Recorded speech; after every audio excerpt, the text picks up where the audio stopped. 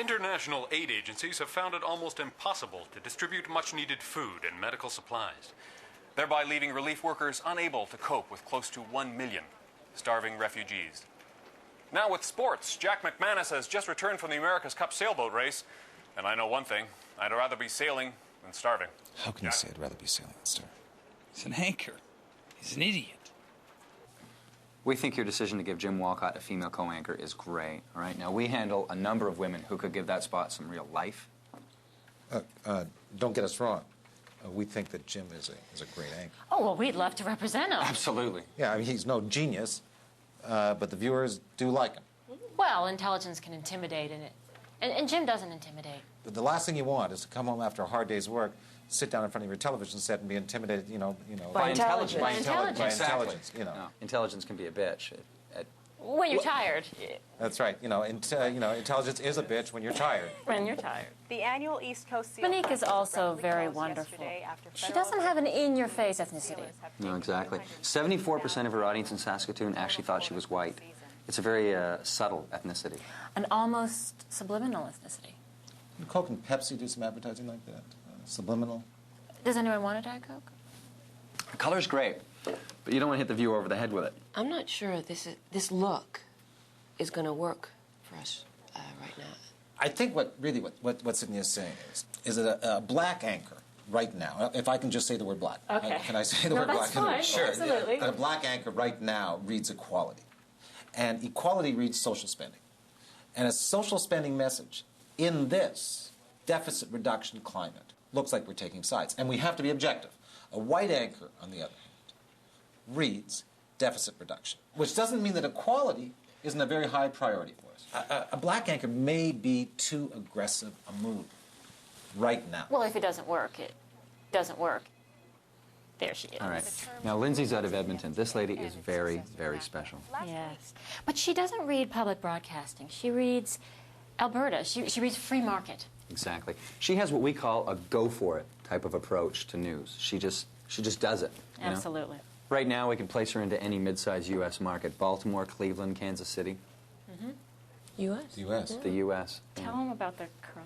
Oh, she has this wonderful, quirky thing where on a sad story, she cries. But it works. What, like in the movie Broadcast News? Exactly, like in broadcast exactly, news. but it works. Well, if it works... It works. And blonde doesn't intimidate. Which is good for Jim. Exactly. Sit him down beside an intelligent black woman, and you've got a problem. A non-threatening blonde is, I think, the answer. It's not about black and white. She's a great compromise. And I love her name. I find out reading a newspaper. I find out reading Sid Edelman's column that I'm out of my ass, that I'm losing my spot. To a chick? You're not losing your spot.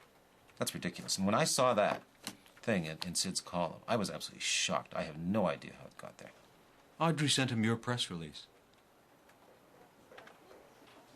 Do you know the expression, no pain, no gain? Yeah. You know that expression? Yeah. No pain, no gain. I think it was Vince Lombardi that said that. This co-host situation is a very American, thing. This is going to be great. You'll be with this woman. You'll bounce stuff off this woman. You'll get a dynamic going there. It'll be sexual, it'll be intellectual. You're going to be brilliant at this. Okay? Now I want to tell you something. If you don't like this woman, she's gone. You have my word. Your word. Okay. My word. Now you know how the corporation works. I don't have final say in this stuff, so my word is effectively irrelevant. But I want to make sure you're happy. Are you happy with this? Yeah. Okay? Yeah. We both could come out of this with new German cars. All right? Okay. C3 would be nice each, wouldn't it? You seen this thing? The new Bond car? I gotta make some calls. Blue convertible in the movie. Gorgeous thing. And they use it so little. The Bond drives up in this car with his girlfriend, gets into a plane, CIA guy drives off. Right. They never crack it up. It's interesting. They never crack it up. It's probably the only one they have because it's way back. It's a prototype. Uh-huh. Uh-huh. Okay. Gorgeous. Gorgeous car. If you had a testosterone problem, would that mean that you couldn't...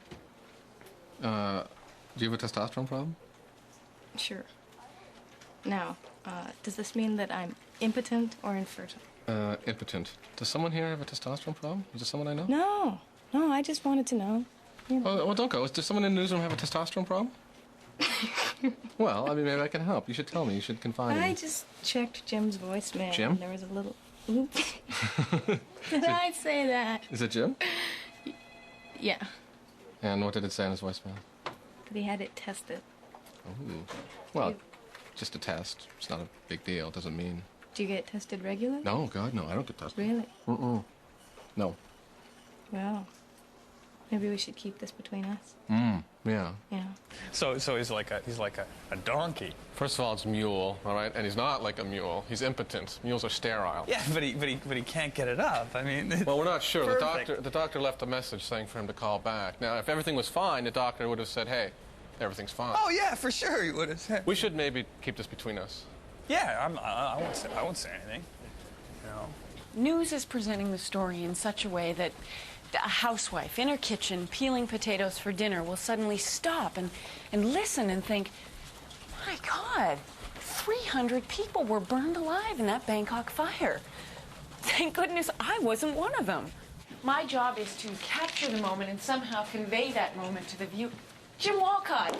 Yeah. Always been a huge, huge fan. Oh, nice to meet you. George, what's with the camera here? Oh, they're doing a documentary on the history of news, and she's in it. Just ignore it. Well, they want something from me on this? No, they don't want anything from you. Just stay out of it, okay? Oh, by the way, I heard about your testosterone thing, and my door's open. You want to talk about that, okay? Wait a minute.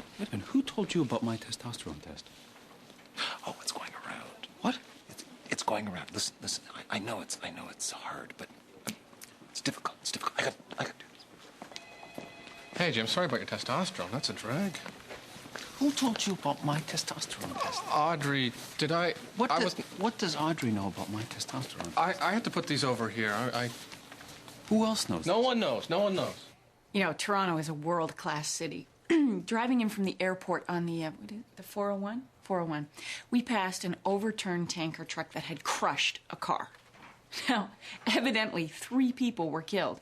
I was just passing as a civilian. I mean, not in a news capacity at all. There were 3 dead. That's a major market.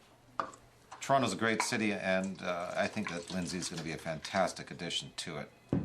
Well, thank you. I'd like to propose a toast to a great new city and a great new team. Cheers.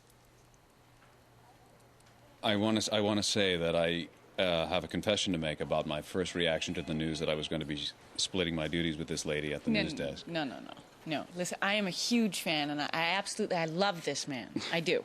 And I just think we're going to have so much fun. We are. I do want to say that I initially felt threatened, and I know that it was partially a professional territoriality and partially a challenge to certain, masculine impulses. Now, listen, I have seen you on camera, and there is no doubt about your masculinity. None. His testosterone's possibly right off the charts. This is bullshit. Bullshit! Sorry, could you cut that? You know, I'm dealing with a family tragedy, and, Jesus. Very busy. Excuse me. What did I say? Jim, is he gay? It was a complete coincidence. She had no idea you had tests done. It's test. It's not test. It's not tests. It's tests. One goddamn test. I wish I never had. Fine. Right in front of a documentary camera, and I lose it. You didn't lose it. You did not lose it. I lost it. Look, you did not lose it. You had a very real weak moment. That was good. I've never lost it on camera before in my life. Ever. It's the testosterone. It's got to be.